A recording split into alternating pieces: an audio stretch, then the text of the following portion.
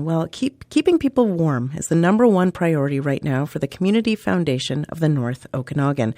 It's a group that connects philanthropy with community needs. Its latest goal is to raise $15,000 to help the Upper Room Mission in Vernon. Currently, the mission is open as a warming center several days a week, but only until 4 p.m. Now, with the money raised, the hope is that it can stay open until 8 for the next 12 weeks. Leanne Hammond is the executive director, and she joins us now. Good morning, Leanne. Good morning. So what compelled you, what did you see in Vernon that motivated you to launch this fundraiser? Well, we've worked for years with Upper Room Mission, and we really value the work that they do in our community. But I would say that one of the things that really got me motivated to kind of give them even more this year is when I came in one morning and there was someone sleeping in the entryway to the building that I work in, which is right across the street from Upper Room Mission. So someone was sleeping on the concrete right in front of the door, bit of an alcove there, and it wasn't these types of temperatures yet, but it was already very cold, and it blows my mind and breaks my heart that people are sleeping on the concrete, and that just the dangers. It was heart-wrenching. So that's kind of what started the whole conversation. Yeah. So can you give us a sense of what kind of support Upper Room Mission offers people? Sure. Well, they're basically a day shelter. So they're open during the day. They provide folks with a meal, some companionship, a safe place to go. They do a fabulous job of being non-judgmental and of providing people with just a warm and welcoming environment. And so they've been doing that for years and years and years. And they're even more important at a time like this. And so tell us a bit more about how this money you're hoping to fundraise will help their services expand. How will it be used? Okay. Well, we got a call from the Social Planning Council in Vernon with the idea that with the cold temperatures coming, this call came about a week and a half ago. The cold temperatures coming, that one idea to be able to help people out would be to ask Upper Room Mission to extend their hours.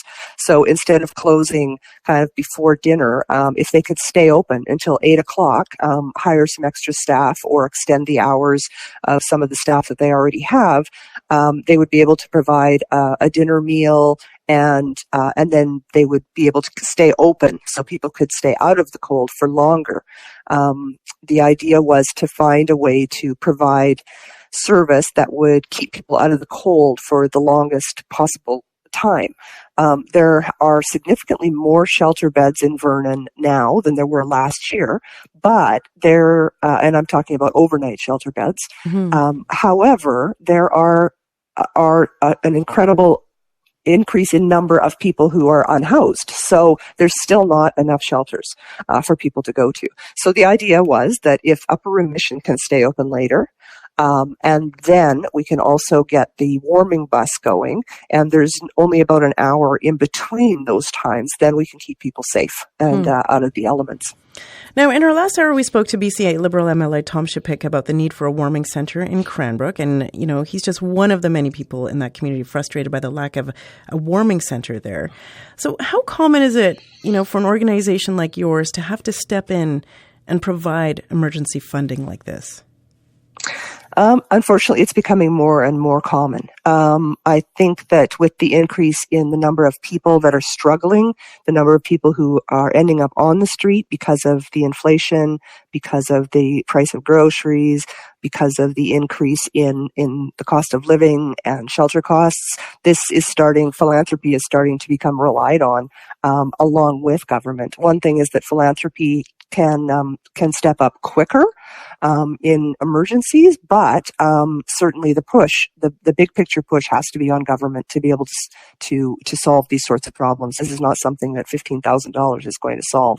It's just a Band-Aid to get us through the worst time.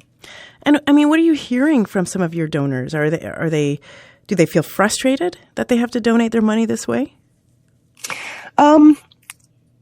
No, I would say that the general public is frustrated, and certainly, I am every year when things like this happen, we think about the bigger picture and why we can't seem to get in front of these things. So yes, there is certainly a level of frustration, but our donors are generally incredibly compassionate people, and they usually come to us this time of year and say, is there anything that needs a bit of extra help? So I actually have been having a couple of meetings a day for the last week trying to come up with some of the money for this particular thing. And I had a great meeting yesterday, and so the Chapman Family Foundation has stepped up with $5,000 of the $15,000 we're trying to raise.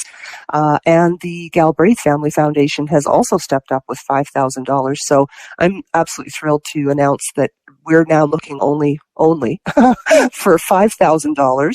And so, if the public can step up, or if people who are interested in helping out can step up with even $20, $60, $100, we should be at our goal here pretty quickly. And I mean, how typical is this part of your work during this time of year? Have you had to do this to expand, say, a warming center like this? This is the first time we've done this particular project, but I would say each year at this time, I have this Pollyanna idea that I'm going to go off on Christmas holidays and spend some time with my kids, and then there's always something that comes up.